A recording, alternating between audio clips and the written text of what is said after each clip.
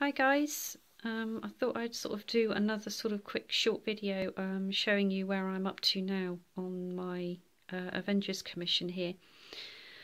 Basically where I've got to now is that I basically base coated the whole thing in black after the last video. So obviously the last video everything was raw as such. And since then I have base coated everything on the diorama, including my little piece here, all of the base, everything you see, including the corner piece, everything I base coated in black, and I use a black matte emulsion for that. So that was all done. And now the stage we're at now is that I have begun to dry brush the piece in obviously grey.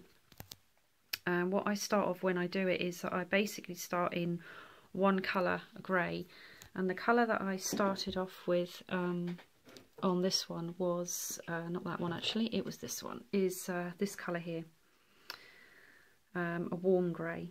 I sometimes use a darker grey. I kind of can't find the one I've got right now, but I wanted this one to pop a bit more, because I find that when you do a darker grey, even if you sort of add accents on top, it just looks a bit dull.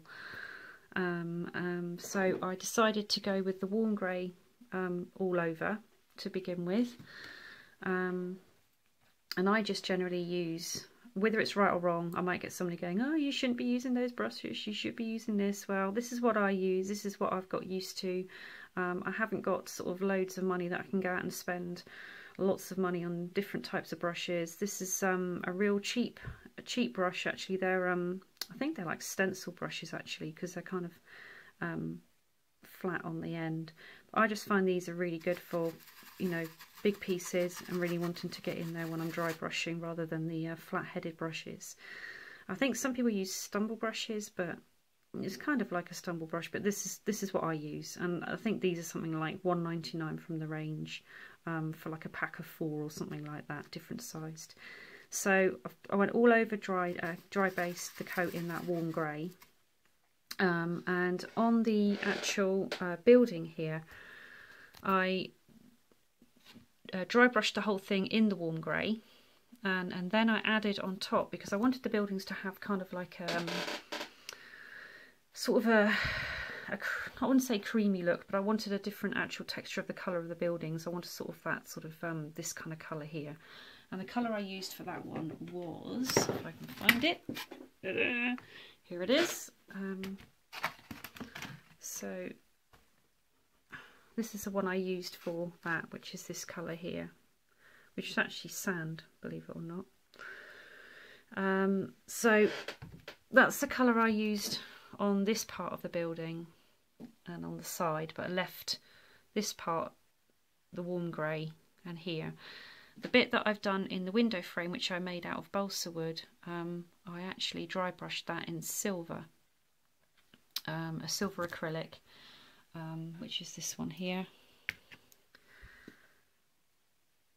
Okay, so I just dry brushed that, and what I'll do when I go back, obviously it's not finished yet, what I do is when I go back into it, when I use my pastels, then I start using, you know, accent colours and everything to give it a bit more weathering. So this is still kind of like base coating really with the dry brushing. So this bit's silver, and then dry brush the whole thing warm grey, and then use this colour, the sand colour, on the wall. Again, I still haven't finished it yet. I've got some more weathering to do and everything on that. As opposed to the rest, obviously, like I say, I've done all of the dry brushing the base in all the stone, everything in grey. The only thing that I did not do in grey was some accent bits throughout the piece, which is some of the bits here. So this one here I done in silver, and some of the bits of wire that I've got hanging out of the piece I've done in silver, dry brushed, and also the bit of straw, and another little bit of straw here, and another little bit of broken straw down there I've done in silver as well, and my little railing as well. So they're the bits that I've done in silver, but the rest of the whole piece has been done in the warm grey. And once I'd done it in the warm grey, what I did is, because obviously the building I've got in this colour here, I decided to kind of, because it's obviously this building is the one that's kind of fallen, what I'm starting to do is just use that colour in amongst some of the stonework throughout the piece. So I'm just starting to do that. So it just makes it kind of pop a little bit more, rather than it just being all one colour. And I've just done it on that little piece there as well. And the only other thing I've really kind of done with this piece here at the moment, I've just kind of dry brushed a little bit of the grey on there, just to dull it down a little bit, because it looked too plastic, if that makes any sense. So I've still got some weathering to do with the pastel work on that. And talking about the pastel work, these are the pastels that I use it currently. And what I'll do in my next video, when I have kind of finished all my dry brushing and I'm going to begin doing the sort of weathering, I will do a little sort of tutorial explain how I use the pastels. Some people use airbrush, some people still use paints when they weather, but I use this technique with the pastels because I just love the way that the piece really comes to life with it. So I'll go through that, how I use those once we've finished dry brushing the whole piece. So that's kind of where we're at now, and I will see you guys when we get to the weathering. Bye.